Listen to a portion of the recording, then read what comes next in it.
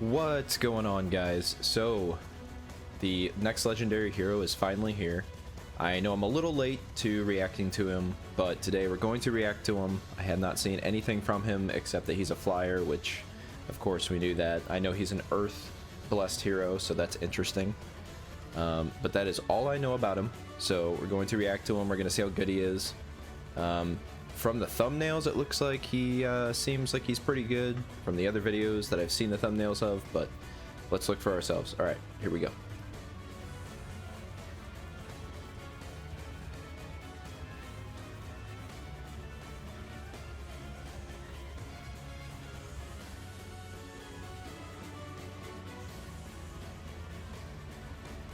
I like their new opening to the hero. It's pretty cool. Nobles and commoners are equals here. That suits me just fine. Alright, let's see how broken he is. Okay, so just going over things we already know. Luna, okay, that's fine. We have a speed defense rain, which is, you know, the rains are amazing, so that's great to have.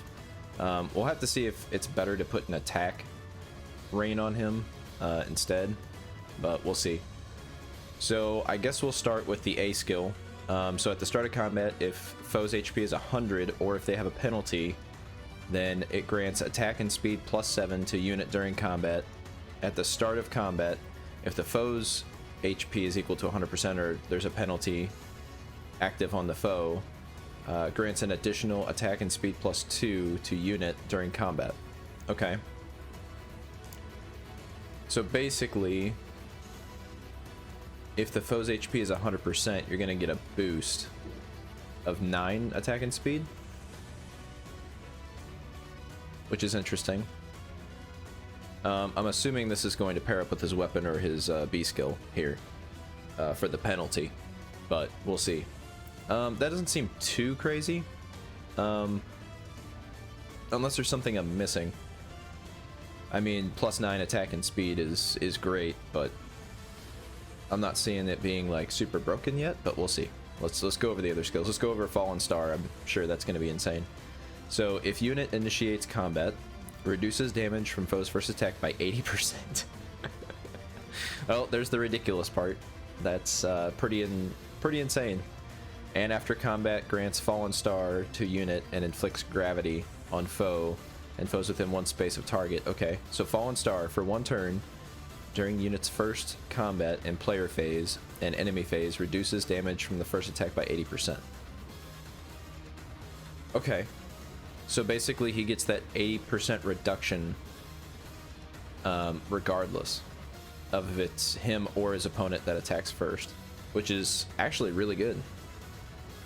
But you have to inflict Falling Star, which means you have to probably attack first and then you want to tank, which it seems to be the strategy here. So just initially it seems like close foil would be good for him, and then you just snipe the dragon if possible, and then of course gravity is amazing because that will allow you to not get immediately annihilated by everybody in front of you. They can only move 1 space. You'll have to watch out for dancers though, I'm sure. Like, obviously it'll be an issue with that, but yeah, seems pretty crazy with the 80% reduction. That's that's insane. Okay, so then we have Fail Not. So accelerate special trigger -1. That's always a good start. Effective against flying foes, makes sense. At the start of combat, if he's above 25% health, grants +5 to all stats. Okay, we've seen that on a lot of heroes now. During combat, and neutralizes effects that guarantee foes follow-up attack and prevents follow-up attack. Wow, so he has no follow-up as well. Wow, that's a pretty stacked weapon. Alright, so that's interesting. So basically if they have quick riposte or any bold fighter, vengeful fighter, he's just going to completely ignore that, which is really nice. And I'm sure the +5 to all stats is going to be really nice as well. Now of course he's going to have updated BST, so he's going to be pretty high up there. We'll have to wait and see what his BST actually is unless they show it in the trailer at some point. But yeah, the weapon and the B skill seem really good. The A skill is still really good, but I'm not sure if you're going to want to swap that out for close foil or if you're just going to want to keep the attack speed catch 4 if you want to rely on the gravity effect of Fallen Star. But yeah, overall he seems pretty crazy. I guess we'll have to see how he performs in action when someone gets a copy of him. But yeah, he definitely seems really good. The 80% reduction is insane. Let's see what he looks like when he attacks. Alright, that's pretty cool. Doing a Lucina backflip there. Oh, he's pair up. Hold a grudge if you must. Okay. Now let's see what colors we have here. What units we have. Alright, Tiki.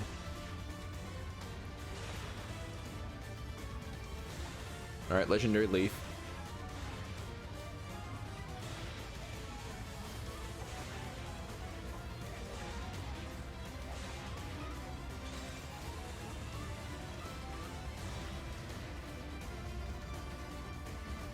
Okay, so looking at this, colorless is Claude, Legendary Leaf, and Milla.